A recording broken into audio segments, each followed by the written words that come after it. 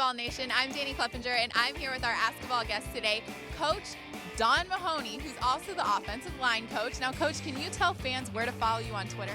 Yeah, UT Coach Mahoney. All right, now before we get to your first Twitter question, I've got to ask you, your offensive line, a lot of them are going to be playing their final game at Neyland Stadium. Do you even need to pump them up for next Saturday's game? Not at all. Not at all. I mean, it's, for them as we build up closer to the actual game itself, for them, there's been a lot that's gone on from them from the first year they got here to now. And, it's a lot like this year for each game. It's been very businesslike for them in their approach. And I'm sure it'll be emotional, but very, very focused on the job at hand. So there's a lot that goes into it, a lot of memories. And I know that there'll be extra juice for this, and really excited. Now, bouncing off that comes your Twitter question from @BroadwayLewis. The most experience on Team 117 comes from this O-line. So how will the process be next year when a fresh batch of players comes in?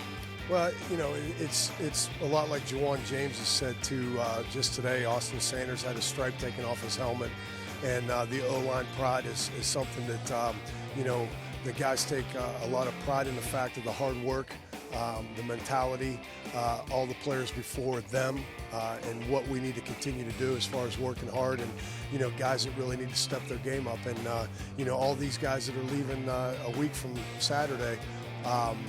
They were young at one point too, and they had to go through some growing pains and learning. But there's guys that are here right now that are anxious to take over and to take on that responsibility and then take on the demands of the position and all that goes with it. So these guys have done a tremendous job of leading, and now it's their time to go.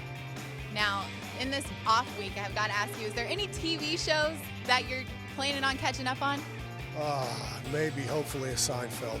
Hopefully a Seinfeld. I'm a big Seinfeld guy, and just every episode's always a good one, and maybe I'll catch that at some point. Your kids don't dominate the remote? Yes, they do. So there'll be a lot of kids shows and all that, and that's fine with me too. Just time with them is what I'll enjoy the most. Well, thanks, Coach, and thanks for joining us. Keep sending in your questions to @ball_football using #AskAball.